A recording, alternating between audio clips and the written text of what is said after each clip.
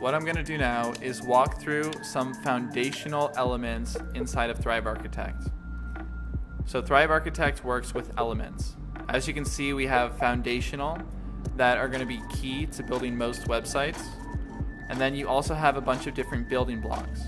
So let's say you wanted to add a custom menu or a divider section. You would just click on that element, hold, and drag it to where you want it on your site. And then you get new options for that element, and you can change all those different options. What I'm going to do now is, to make it simple, I'm going to load a blank page. To do that, I click on the gear icon and click on Template Setup and change landing page template. I'm going to expand the blank set and just start with a blank page. Now let's get rid of this heading and just take a look at what we've got here.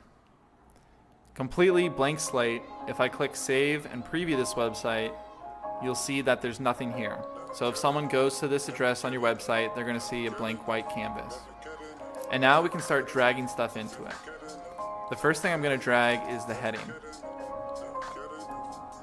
So you just click and let go. And as you can see, this heading now lives inside our landing page. And the landing page is the entire page itself.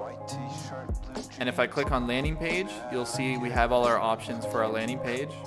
And then if I click on the heading, we have all the options for the heading. And some of the options you'll see on the left-hand side, whereas other options you'll see right here. And with headings, you can add in different heading styles. So you can make it a heading 1 style, heading 2, or whatever other heading you want. You can align it, make it a link, underline it, change the color, change the background color, and so many different things. So I'm not going to walk you through every single option here, because you can just play with these options and you'll immediately understand what's going on. But there are a ton of options here that give you a lot of freedom. And some of the more important ones are changing your font. So if you go to Google Fonts, you can select the font that you decided on earlier inside this course, or just experiment with one and see if you find one you like. You can select the weights that you want that font to be in, and then click apply. And now we've changed that font. You can also add shadows, which are really cool. I mean, this one looks gimmicky, but when you add shadows to boxes in particular, I think it adds a nice effect to your website. And that's the heading element. So you're going to be using the heading element a lot throughout your website. Another common element are paragraphs. So what I'm doing is I'm holding and dragging the paragraph element, and now, depending on where I place it, is where it's going to go. So I can put the paragraph element below the heading, I can put it above the heading, or I can put it to the right of the heading, and it will automatically separate these two elements into two columns, the paragraph column and the heading column. For this example, I'm just going to drag it under the heading, and now delete this column. So what it did is it actually deleted one of the two columns, but it still is living inside of a column element. And to keep things simple, I'm going to drag this paragraph below the column, drag the heading below the column and above the paragraph, and delete this column. And now if I click on the paragraph, we have all the paragraph text options. We can add lists. We have the same text options that we had for the header. Pretty much all of the same options: shadow, borders and corners, background style, etc. And you can also change the font here. So that's the heading, that's the paragraph. Next up are images. So here you can just insert any images you have on your website or upload your own. I'm just gonna add in this guy. And there you go. Now you can change all these image options, add different styles, and all this good stuff. Now I don't want to over explain this stuff because you can figure this out for yourself at the same speed that I'm sharing it with you. But I just want to get your brain going with the potential for Thrive Architect. I hope you see how powerful this tool really is and start getting creative about what you plan to do with it.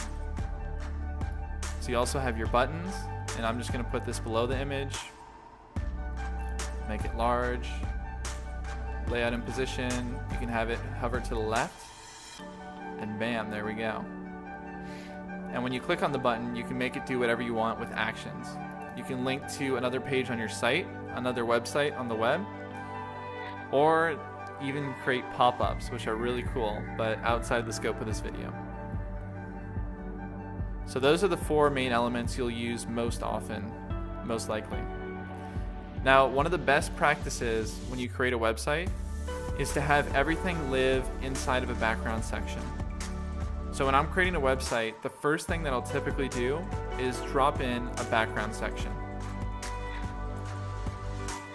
And this gives you a lot of freedom. So now if I put in that text, drag the heading inside the background section, and same with the paragraph. If I click on the heading, we'll see that it's inside the background section. And now I can change anything I want here. I can change the color to be this agua color. And let's say you want that color to stretch to the whole screen width. You can do that. But the content will still stay in that 1080 pixel width, which of course you can change. And then you can do the margin and padding for the background section. So typically what you want to do is use multiple background sections for your website. So it's not that you just have one background section and everything lives inside that one background section. Instead, you might say, I want a background section for my header. And let's just say that's red. Then I want another background section, which will be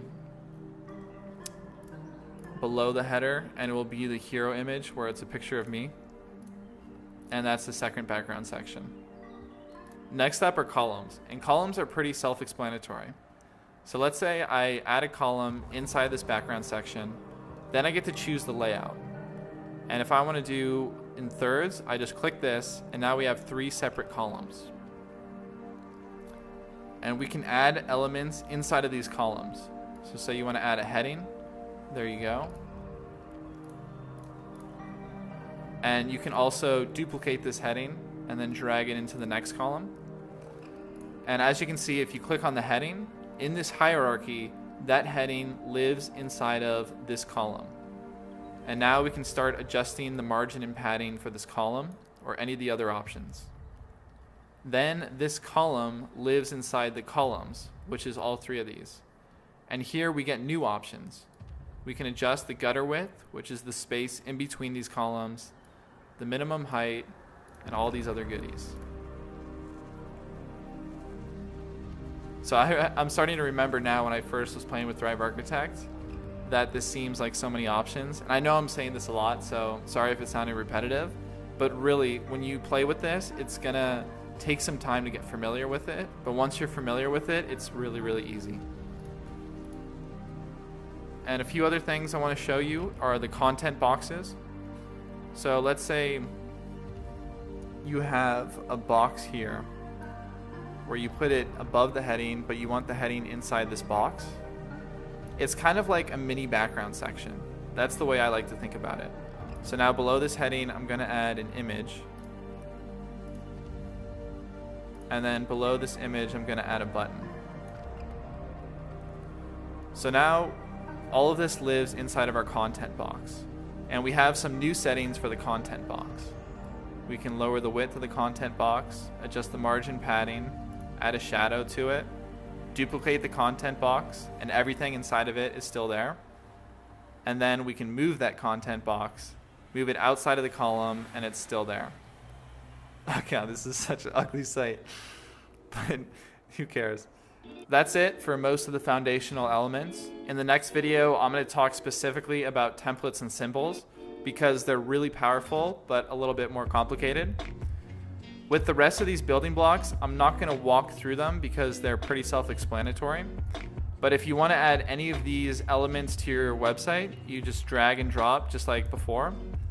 And there's some incredible stuff in here. So I encourage you to play around with all these different elements if they apply to your site.